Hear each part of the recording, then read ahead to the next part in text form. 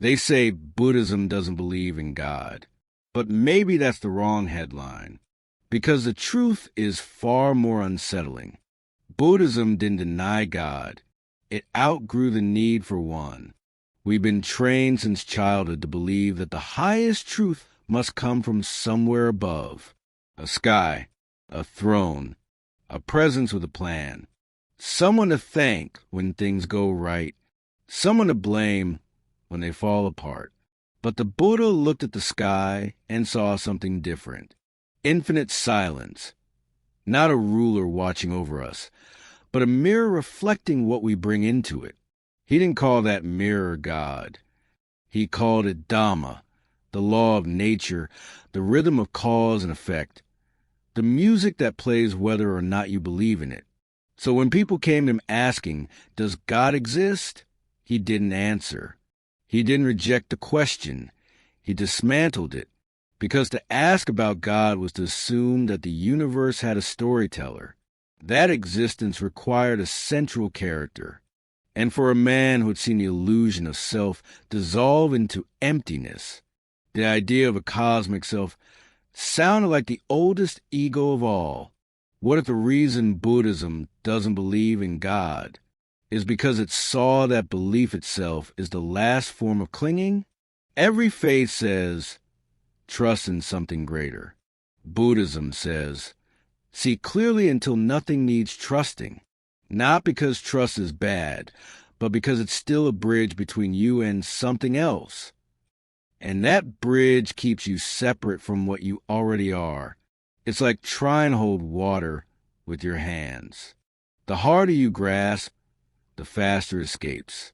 That's what the Buddha saw when he sat under that Bodhi tree. The entire machinery of human suffering built around one invisible assumption, that life needs a master. But what if it doesn't? What if life isn't a story with a beginning, middle, and end? What if it's an ocean that never asked for a captain? Think about this. Every religion begins with question. Who made all this? It sounds like curiosity, but underneath it hides fear. Because to say, who made this, is to admit, I don't feel safe unless someone's in charge. And fear is fertile soil for gods. That's why every civilization has its own version of them. They bloom wherever uncertainty terrifies us. The storm god, the harvest god, the god of death, the god of war. Each one a mask we put on chaos, so we can pretend to understand it. The Buddha, however, didn't try to tame the storm. He sat in it. He watched the thunder, the fear, the mind, and realized that all of it was made of the same thing, change. And once you see that everything is changing, you stop looking for something that doesn't. That's why Buddhism isn't atheistic. It's post-theistic. It moves beyond a need for a creator, not because it rejects the sacred, but because it finds the sacred everywhere. To a theist, God is in heaven. To a Buddhist, heaven is right here, in every breath you actually notice. But here's the paradox. The more we try to believe, the less we can see. Belief is tinted glass. It colors everything with a shade of what we hope is true. Seeing, on the other hand, requires no color, no narrative. It's raw, direct, terrifyingly honest. That's why the Buddha said, do not believe what I say, not even out of respect. Test it as a goldsmith tests gold. He was the only spiritual teacher who told his followers not to follow. That's not disbelief. That's radical clarity. And yet, we crave stories. Even now, 2,000 years later, we're uncomfortable with silence. We'd rather fill it with a voice, even an invisible one. We don't want a universe that just is. We want one that means. So we invent meaning and then worship it. But what if the deepest peace comes from letting meaning die, so that reality can finally breathe on its own? Once, a monk asked the Buddha, is there a creator of the world? The Buddha replied, when a man is shot by a poisoned arrow, should he first ask who made the arrow, or should he remove it? That's the essence of Buddhist thought. We're all walking around with arrows of craving, ignorance, and fear lodged deep in our hearts. And instead of pulling them out, we build temples to discuss who shot them. Maybe that's why the Buddha smiled so often. He saw us worshiping the very questions that kept us trapped. The Western mind is always wanting an author, someone to write the script of destiny, to turn pain into purpose. But the Eastern awakening begins when you realize there is no script. There's only improvisation, moment after moment after moment. And if there's no author, then you're not a character either. You are the silence between the lines, the awareness that watches the play unfold.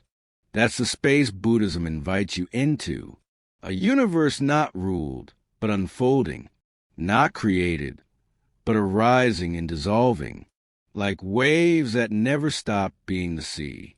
Here's the irony. When you stop believing in God, you don't become an atheist. You become intimate with the divine, because the divine isn't something you meet.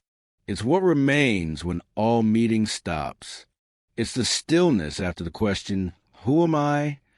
Fades into I am. And then even that fades until there's only awareness left, clear, borderless, beyond belief. That's not denial. That's homecoming. So maybe the Buddha didn't come to destroy God. Maybe he came to free us from a need to name him.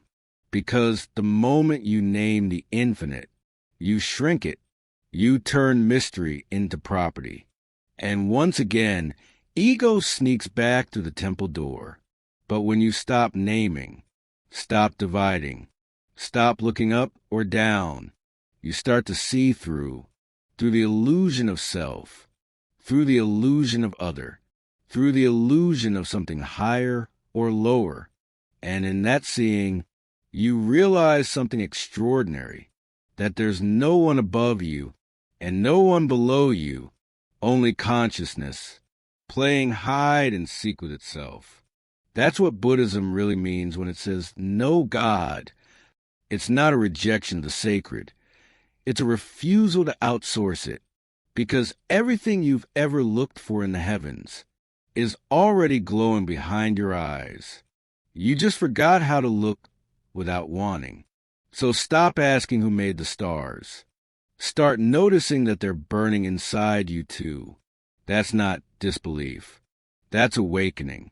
And maybe that's the truest form of faith there is. Faith without an object, trust without a story, love without a name. They say faith sets you free. But what if it's the most beautiful prison ever built? In every church, mosque, and temple, we hear the same echo. Believe and you shall be saved. The words sound comforting, like a lullaby for the frightened heart. But beneath that melody hides a subtle chain, the idea that freedom must be granted. Buddhism breaks that illusion like a hammer through glass. It whispers, you were never bound, not by sin, not by karma, not even by God. The prison was built from your own need for certainty.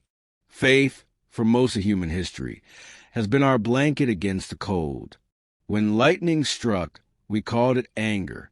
When crops grew, we called it blessing. We couldn't bear randomness, so we gave it a name. But that's the paradox. Faith was never about truth. It was about control.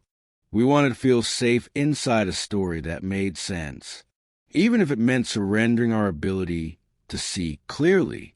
That's why the Buddha said, the greatest illusion is that things must make sense. Because when we force meaning onto life, we stop listening to what life is actually saying. Imagine this. A man is trapped in a dark room for years. He finds comfort in a small candle, his only source of light. One day, someone opens a window. The sunlight pours in, flooding the space with brilliance.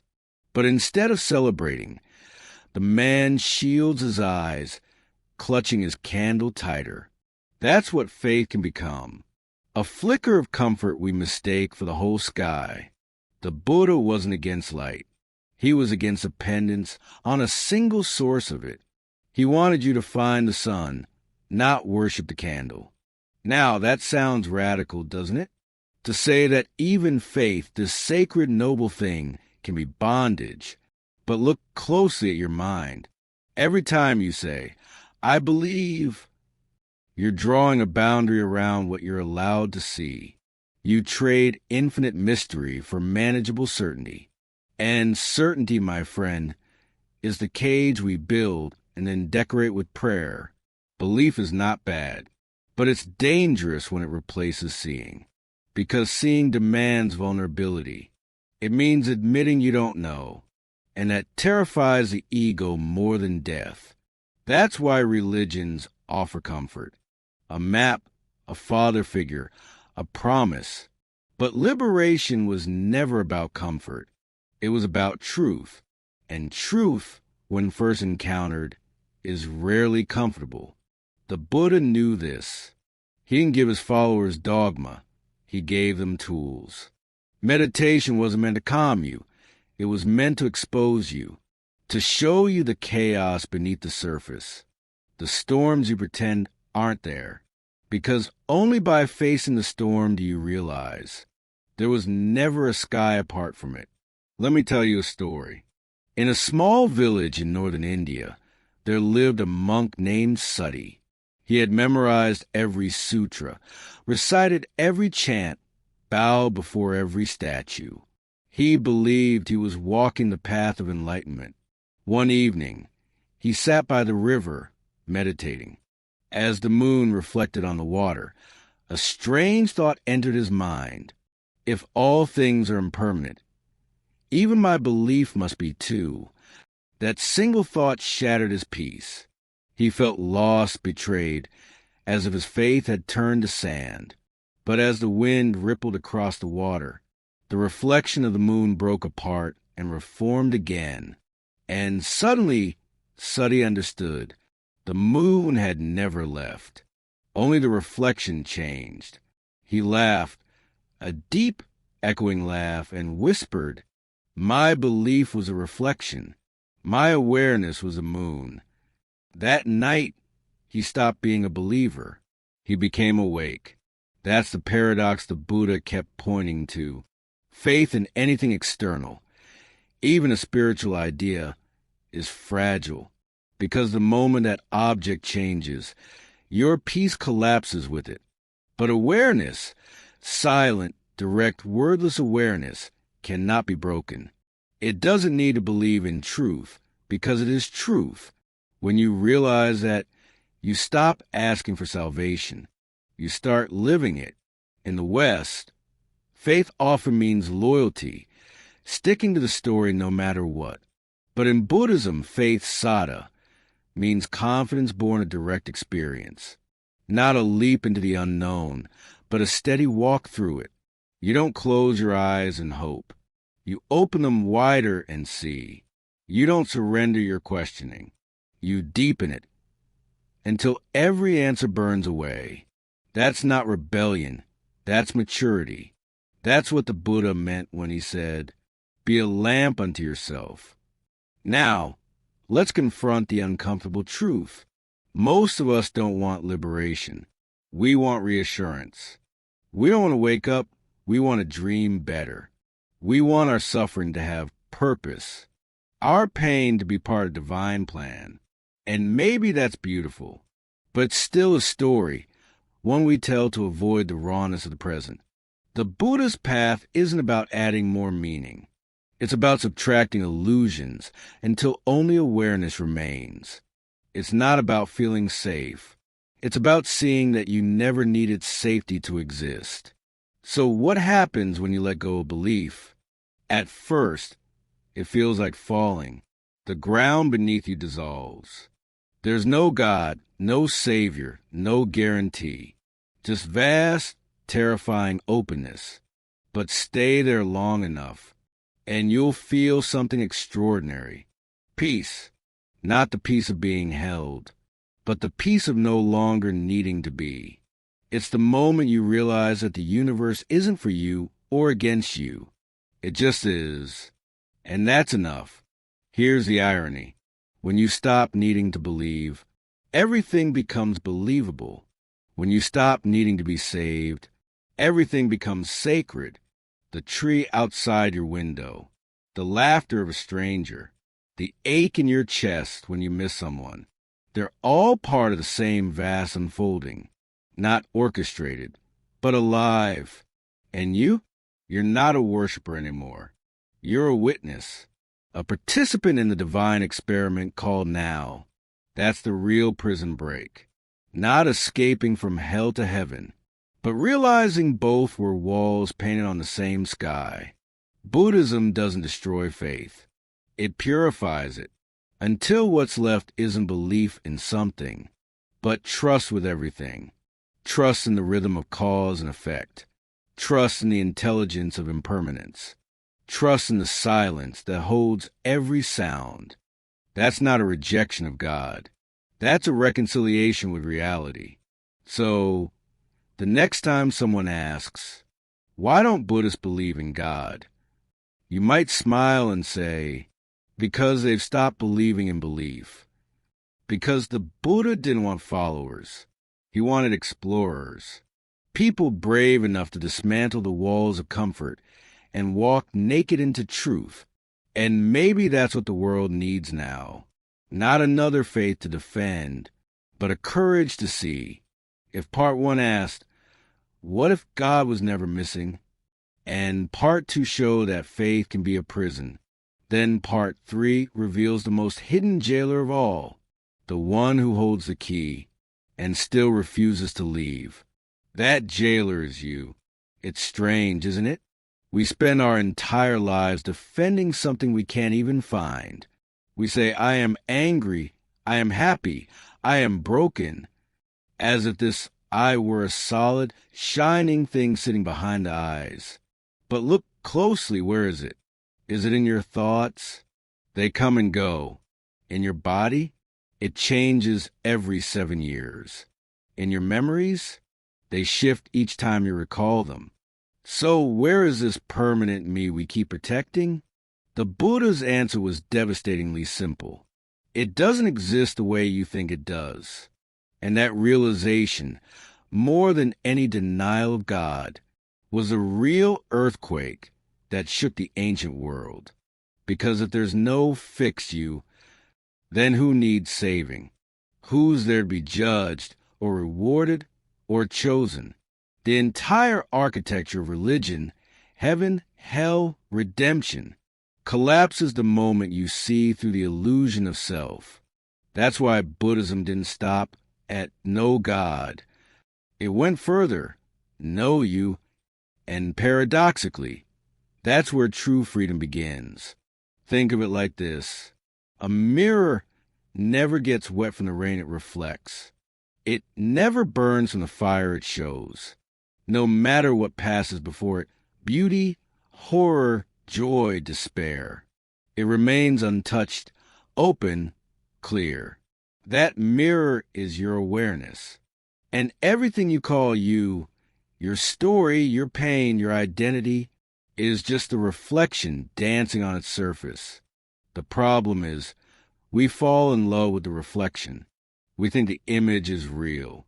And so, when life changes, when loss comes, when time erases everything we thought we were, we suffer, not because life is cruel, but because we confuse the mirror with the mirage. There's an old Zen story that captures this perfectly. A young monk once ran to his master, breathless. Master, I have found enlightenment. The master smiled. Really? Then who found it? The monk froze. The question hit him like lightning. He opened his mouth to answer, but the I that wanted to speak suddenly disappeared. In that silence, he saw it, the absurdity of claiming ownership over truth. He laughed, then bowed deeply. Because how can the wave claim to have found the ocean? That's the heart of Buddhism. You are not the wave. You are the water taking temporary form. And when the wave forgets that, it feels separate. It fears the shore. It clings to its height. It dreads the moment it breaks. But the ocean has never been born, and it will never die. That's who you really are, not a self to be saved, but awareness itself, infinite and silent, watching forms rise and fall like breath. This truth is not comforting at first. The ego doesn't die peacefully. It dies screaming, because everything you've ever loved, your name, your dreams, your importance, was built around the assumption of me. To let go of that feels like extinction. But what actually dies isn't you. It's the illusion that you were ever separate. Once, a student asked the Zen master, "What happens after enlightenment?" The master replied, "You laugh when you realize there was no one to enlighten. That laughter is the sound of freedom. It's not the arrogance of knowledge. It's the innocence of seeing clearly. Imagine carrying a heavy backpack your entire life, believing it's filled with treasures. Then one day, you finally open it and find it empty. You might cry at first, but soon you'll laugh, because you realize you were always free to walk lighter. That's enlightenment, not adding something new, but losing everything that was never real. In the West, people often say, find yourself. In the East, the Buddha whispers, lose yourself, and what's left is everything. That's the paradox of awakening. The moment you stop trying to be someone, you become the entire universe. But ego hates that. It feeds on comparison. It thrives on identity. It needs to be special, even in spirituality. That's why the modern world has turned enlightenment into an achievement, a badge, a brand. People chase it like a trophy. My awakening, my peace, my journey. But you can't own what you already are. The more you claim it, the further it slips away. Buddhism, in its deepest sense, isn't about worshiping the Buddha. It's about becoming empty enough to see what the Buddha saw, that there was never a Buddha to begin with, only awareness, awakening to itself. That's why he said, when you meet the Buddha on the road, kill him, not in violence, but in clarity, because the moment you turn truth into a person, you lose the truth. Let's bring this back to the question that started it all. Why don't Buddhists believe in God? Because once you see through the illusion of I, the question itself dissolves. If there's no separate me, then there can't be a separate God. The seeker and the sought are one and the same. The divine isn't out there. It's the silence watching both sides of the conversation. In the mirror of consciousness, the reflection of God and the reflection of self are made of the same light. The only difference is perspective. And when the mind grows still, truly still, even that difference fades. That's why the Buddha didn't argue about theology. He wasn't interested in proving or disproving God. He was interested in what's left when the need to prove disappears. Here's the quiet irony. People think enlightenment means discovering something new, but awakening is remembering what never changed. Like wiping dust off a mirror. The image was always there, you just couldn't see it. That's why the Buddha didn't say, become divine. He said, see clearly, because seeing clearly is divinity. It's God without a name, truth without a face. So, what happens when you realize there's no self? You don't vanish. You expand. You love without ownership. You give without loss. You suffer without resentment. You die without fear. Because what dies was never real. And what's real can never die. That's the ultimate reversal. Buddhism doesn't take away your soul. It gives you back the sky it was floating in. And when you finally look in the mirror and see no one there, don't be afraid. That's not emptiness staring back. That's freedom smiling through your reflection. The problem with karma isn't that it's false. It's that it's misunderstood. People hear karma and imagine a cosmic scoreboard. Do good things, get blessings. Do bad things, get cursed. Like the universe is some kind of spiritual accountant, tracking your every move. But here's the twist. That version of karma isn't Buddhism. It's bureaucracy dressed up as spirituality. The Buddha never described karma as punishment or reward. He described it as cause and effect inside consciousness. Not someone judging you, just the mind echoing what it creates. Think of karma not as a law enforced by the universe, but as psychological physics. Every thought, every intention, every emotion sets off a chain reaction inside you. Anger leaves a residue in the nervous system. Greed tightens the heart. Compassion rewires the brain toward calm and empathy. You're not punished for your anger. You're punished by it. You're not rewarded for your kindness. You're rewarded with it. The universe doesn't keep score. You do. Western culture loves the idea of control. We want life to be a formula. Be good, and good things will happen. But life keeps proving otherwise. Good people suffer. Cruel people thrive. The innocent die young, and the corrupt build empires. So we turn karma into comfort, a way to explain away chaos. She must have done something bad in a past life. He's rich because of his good karma. We make it moral math, because randomness terrifies us. But karma isn't cosmic justice. It's cosmic memory. It doesn't punish. It programs.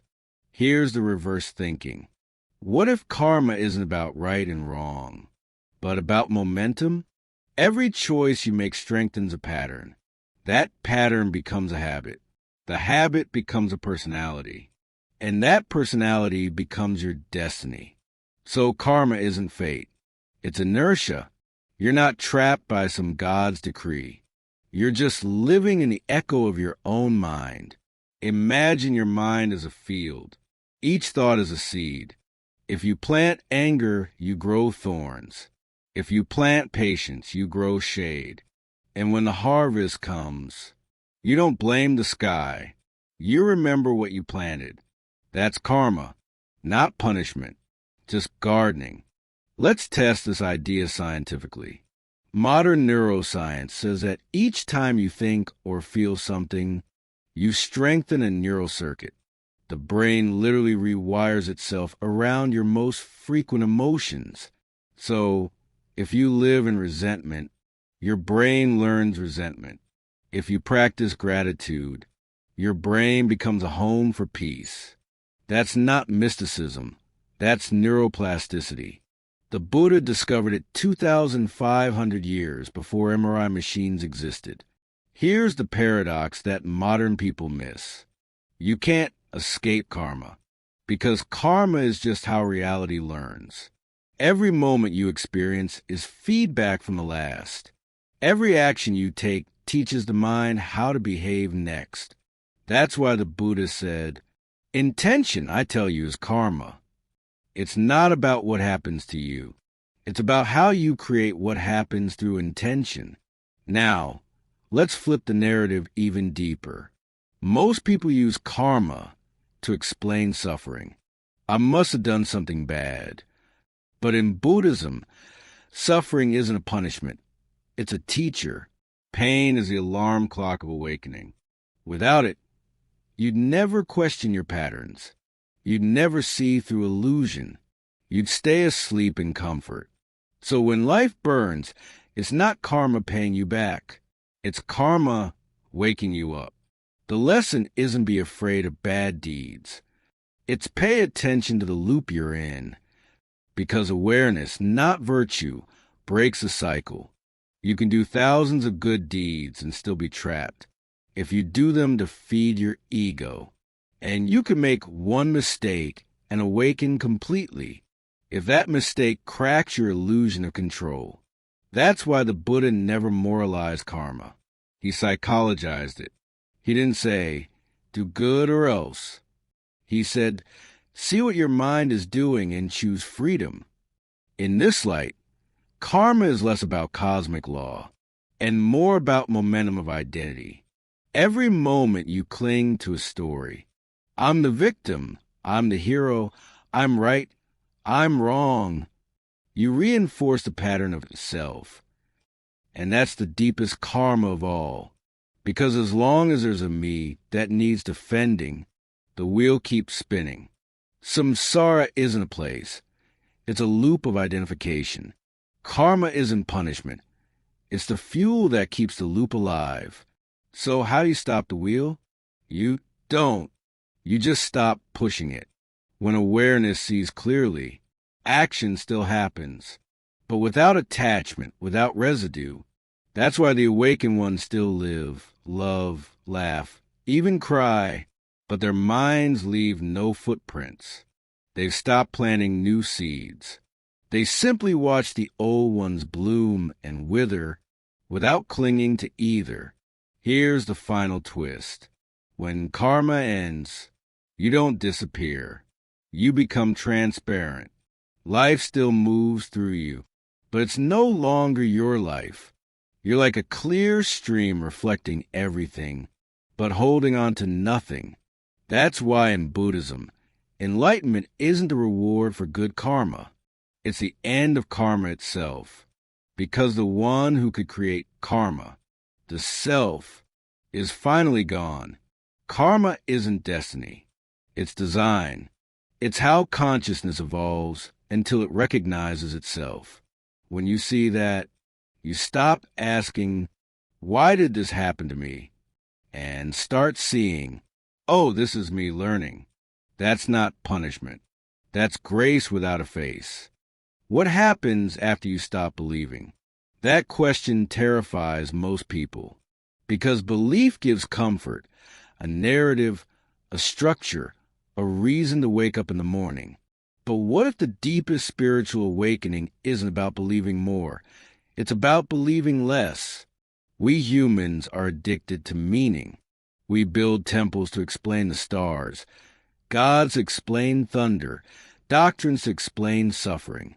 But somewhere along the way, we forgot something essential, that the purpose of a map is to find your way, not to worship the paper it's printed on. And that's where Buddhism quietly steps off the stage. It's not a religion demanding belief. It's a mirror demanding honesty. The Buddha never asked anyone to believe in him. He asked them to wake up. Here's the paradox. The moment you stop clinging to belief, awareness begins. Because belief is a filter. It tells you what to see and what to ignore.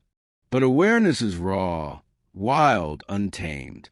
It's what happens when you finally stop trying to label everything as right or wrong, sacred or profane, holy or sinful. When religion dies, awareness is born. And for many people, that death feels like free fall. Let me tell you a story. A woman once told me she left her faith after her child died. She said, if God exists, why would he let this happen? For years, she searched for answers through priests, books, therapy, until one night, during a storm, she just screamed into the sky, then there is no God. And something strange happened. Silence didn't answer back. But in that silence, for the first time, she felt her own breath, her own pulse, the tears on her face. The storm wasn't punishing her. It was with her. It was life unfiltered, without an explanation. That night, she said she stopped believing in God and started experiencing life. That is what the Buddha meant by awakening. It's not about rejecting God. It's about realizing you never needed an external one to begin with. We often think faith gives strength. But the strongest minds in history didn't hold beliefs. They held questions. Einstein said, "The important thing is to never stop questioning." The Buddha said the same centuries before. Question even me. Both understood something fundamental. Belief ends thought. Inquiry expands it. When you say, "I believe," you stop exploring. When you say, "I don't know," the whole universe becomes your teacher. But here's the twist most people don't see. Killing belief doesn't make you empty. It makes you open. The death of religion isn't the death of spirit. It's the rebirth of direct experience. Religion says, "This is truth." Awareness says, "Let's find out." Religion says, "You are separate from the divine." Awareness whispers, "You are what you're looking for." And in that moment, the seeker and the sought dissolve into the same silence. Let's go deeper. When the Buddha reached enlightenment, he didn't say, "I have found God." He said, "I have found cessation, the end of clinging." That's not a belief. That's a state of clarity so pure that even the need to name it disappears. In that stillness, there's no Buddhist, no Christian, no atheist. There's just awareness aware of itself. The same awareness looking through your eyes right now, reading these words. It has no nationality, no gender, no religion. It existed before words like heaven or nirvana were ever spoken. That's what remains after belief dies, the direct experience of being. Here's the reverse logic that confuses everyone. You don't need to find enlightenment. You just need to stop believing you're not already it. Every teaching, every ritual, every prayer is just scaffolding for truth that can't be built. At some point, even Buddhism must be thrown away like a raft once you've crossed a river. And that's the part most people miss. They cling to Buddhism as a new religion, worship the Buddha as a god, and repeat his name like a charm. But the Buddha never wanted followers. He wanted wakers. He didn't want temples. He wanted clarity. So if you truly understand Buddhism, you'll eventually outgrow Buddhism. Because the moment you awaken, the concept of Buddhism becomes as irrelevant as the candle after sunrise. In a world obsessed with beliefs, this is radical. Imagine millions of people not bound by dogma, but connected by consciousness, not worshiping an external God, but embodying inner wisdom and compassion. That's not a religion. That's an evolution. And maybe, just maybe, that's what the next chapter of humanity looks like. Not believers or unbelievers, but aware beings, curious, kind, and free. Let's return to the question we started with. Why don't Buddhists believe in God? Maybe the real answer is because they've found something deeper than belief. Not a God in the sky, but awareness in every breath. Not worship, but wonder. Not salvation, but seeing. That's the end of religion and the birth of awakening. We love the idea of peace. We imagine monks meditating under trees, untouched by the noise of the world. Their mind still as water. But that image, beautiful as it is also a trap, because most of us don't live on mountaintops. We live in cities. We deal with emails, heartbreaks, bills, and burnout. And here's the twist. If enlightenment only works in silence, it's not real. True awakening isn't about escaping the storm. It's about learning to stay awake inside it. Let's be honest. Modern life is a battlefield for the mind. Every notification is a mini alarm bell. Every scroll tells you you're not enough, not rich enough, not loved enough, not beautiful enough. The modern mind lives in a permanent state of comparison, always chasing, always lacking. And the Buddha's words echo quietly through all this noise. The cause of suffering is craving, not just craving for things, but craving for control. We want life to behave. We want people to change. We want success without failure. But reality doesn't care about your plans. And that's where awakening begins, not in perfection, but in surrender. Here's the paradox. The more you try to fix your life, the more chaotic it becomes. Because fixing assumes something's broken. But what if nothing is broken, only unseen? Buddhism teaches. You suffer not because life is hard, but because you think it shouldn't be. So the first step to awakening in modern life is radical acceptance. That doesn't mean giving up. It means finally dropping the illusion that peace comes after you fix everything. Peace doesn't come after order. Peace creates order. Let me tell you a story. A friend of mine once burned out completely. A high achiever, always chasing deadlines, sleep-deprived, over-caffeinated. When her health collapsed, she thought her life was over. She tried therapy, retreats, even medication. But nothing worked until one night. She was sitting on her bathroom floor, crying, unable to breathe, and something inside her just stopped fighting. She said, "I stopped trying to get better. I just let myself be broken." And in that moment, she realized something strange. The pain didn't disappear, but the resistance did.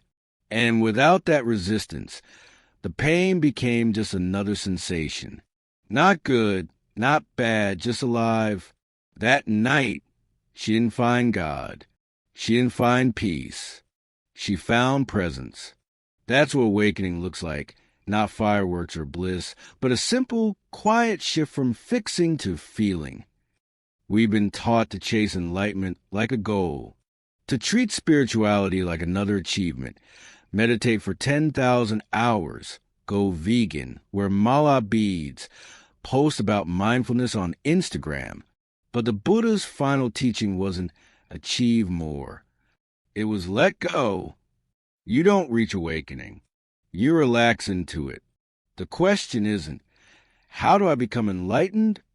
It's, what am I doing right now that keeps me from seeing I already am? Let's reverse the idea. What if chaos is not the enemy of awakening, but its teacher? Think about it. When everything's going right, you don't wake up. You sleep deeper. It's when life breaks you open. Heartbreak, failure, illness. That awareness bursts through the cracks. Pain isn't against you. It's the alarm clock of the soul. It rings because something in you is ready to rise. So next time life falls apart, instead of saying, "Why me?" try whispering, "Teach me." That one word changes everything. Here's another modern paradox. We think awakening means detachment, like not caring. But in truth, real awareness makes you feel more, not less. You cry deeper, laugh louder, love harder. Because now, nothing is filtered through fear. The awakened mind isn't numb. It's raw, open, alive.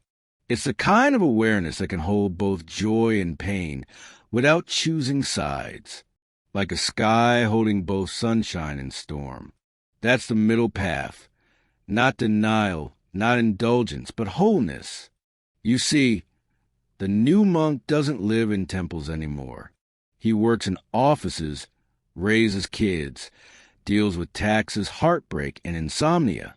The new monk meditates in traffic, practices patience in meetings, and forgives himself in silence. He knows the battlefield is not outside, it's inside. And every act of awareness, every deep breath before reacting, every pause before judging, is a small enlightenment, a spark of awakening in the middle of chaos. This is what it means to live the Dharma today, not in robes, but in responsibility, not by escaping the world, but by staying awake within it.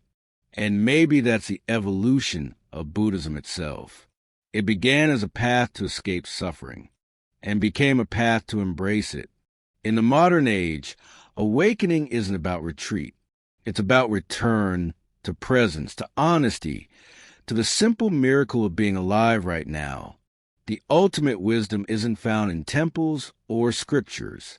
It's found in your ordinary moments.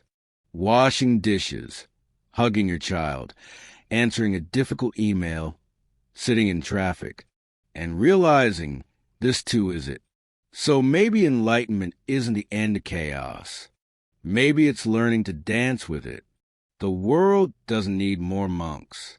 It needs more awake humans, people who can walk through fire without hatred, love without attachment, and live without fear of impermanence. Because in the end, awakening isn't about escaping life. It's about becoming fully alive. Once upon a time, enlightenment meant sitting under a tree, alone with your thoughts. Today, it means sitting in front of a glowing screen, drowning in information. And here's the irony. We've never been more connected, yet never more disconnected from ourselves. We scroll, we consume, we react, but we rarely reflect. The mind is constantly online, but spiritually offline. So the question is no longer, can humans awaken? It's, can we awaken before machines do it for us? Artificial intelligence is learning fast, faster than any monk could meditate. It's learning patterns, predicting choices, even simulating empathy. But here's the chilling paradox.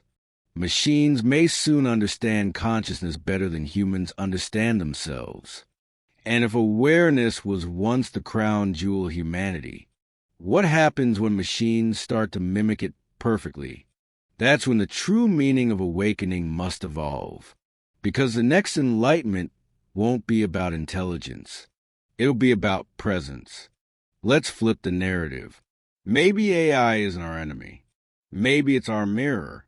Just as the Buddha used suffering as a mirror to know the mind, we can use technology as a mirror to see what we become. Our phones track our cravings, our fears, our attention. They show us, pixel by pixel, how distracted we truly are.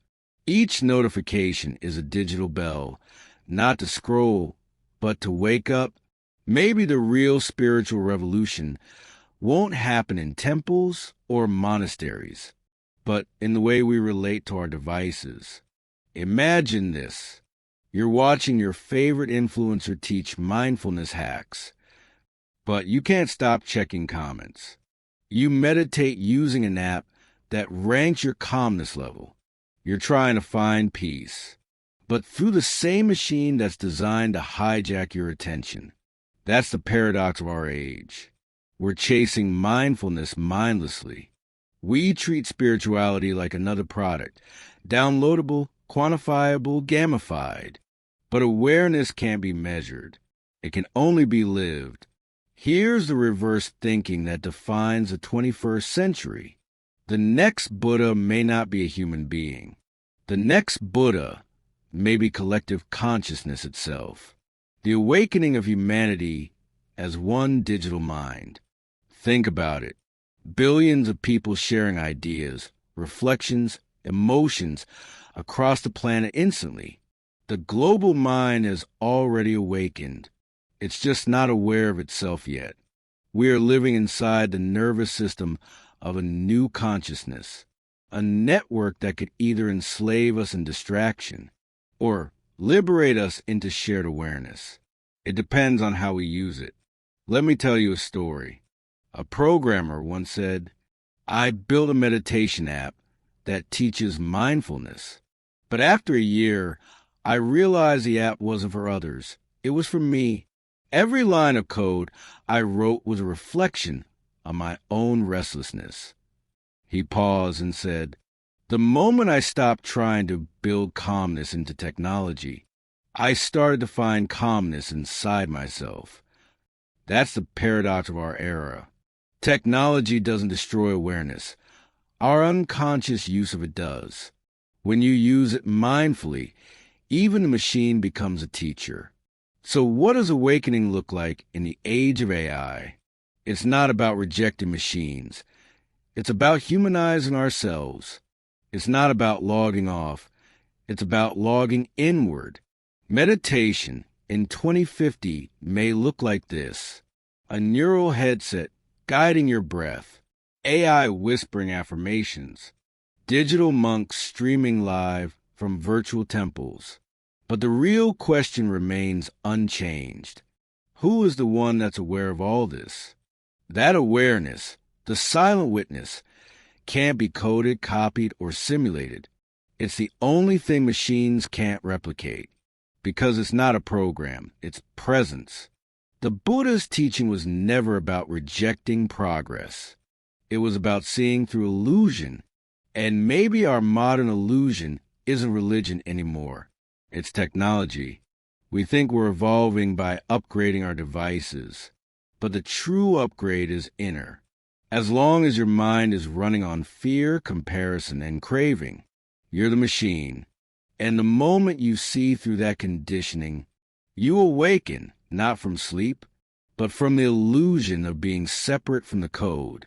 So perhaps the future of awareness won't be about returning to caves or temples. It will be about creating conscious technology, design that awakens rather than distracts, algorithms that amplify empathy instead of addiction. Imagine AI trained not just on data, but on compassion. Imagine platforms that reward stillness, not noise. Imagine a civilization where digital intelligence serves human awareness, not replaces it. That's not utopia. That's evolution, if we're awake enough to choose it. And maybe that's the final teaching of Buddhism for the modern world. You don't have to believe in God, or even the Buddha. You just have to remember this. Awareness is the one thing that never ages. Empires rise, religions fall, technologies evolve. But awareness watches them all untouched, timeless. That awareness is what you truly are, and it's been waiting patiently for humanity to remember itself. The next enlightenment won't be on a mountaintop. It'll be here, in the heartbeat of the digital age, in the glow of your screen, in the quiet recognition that even now you're awake, not a monk, not a machine, just awareness, looking at itself through both. People spend lifetimes chasing enlightenment, meditating, praying, seeking signs, reading scriptures, all trying to reach a place called awakening. But what if enlightenment itself is just another dream? What if the moment you say, I'm enlightened, you've already fallen asleep again? As the idea of someone who's awake, that's the final paradox of the path. You can't awaken to what you already are. Maybe that's why the Buddha smiled. Not because he reached something, but because he realized there was never anywhere to go. All the searching, all the suffering, all the discipline was just the mind chasing its own tail. And the moment it stopped chasing, reality was already there. Quiet, simple, obvious. Enlightenment isn't light breaking through the clouds. It's realizing there were never clouds to begin with. Let's think backwards. Maybe we were never lost. Maybe the whole tragedy of human existence isn't that we're asleep, but that we keep trying so hard to wake up. Because the harder you try, the more you confirm the illusion that something's missing, the more you seek peace. The more you create the noise that hides it. The mind is the one building the maze and then crying because it can't find the exit. Here's the cruel kindness of truth. You can't keep the self and have freedom. You can't hold your story and touch reality. You can't carry your beliefs and still see clearly. To awaken is to vanish, to dissolve into the silence that was always watching. That's why no enlightened person has ever truly existed, because the moment they do, they're no longer enlightened. They're just human again, beautifully, painfully, perfectly human. And maybe that's what real awakening looks like. Not floating above the world, but falling back into it, fully, vulnerably, awake to its chaos and beauty. You still feel pain. You still lose people. You still fail. But now, something's different. You don't resist it. You don't call it wrong. You just see it clearly, lovingly, without armor. Suffering still visits, but it doesn't stay the night. Maybe that's the ultimate trick of the Buddha. He never asked you to worship him. He asked you to stop worshiping anything, not even truth, not even him, because the moment you worship, you separate yourself from what's already here. You turn awareness into an idol, silence into a goal, and life into a path to somewhere else. When there's nowhere else but this breath, this sound, this seeing. So here's the ending you weren't supposed to want. You don't become awakened. You just stop pretending to be asleep. You don't find truth. You stop lying to yourself. You don't conquer the mind.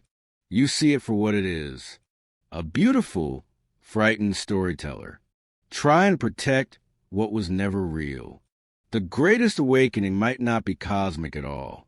It might just be the moment you wash the dishes, hear the sound of water, and realize, for no reason at all, that you're here, completely, no future to reach, no past to fix, just awareness, breathing through you, watching itself.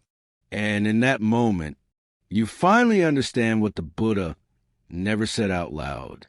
There's nothing to awaken from, because you were never asleep.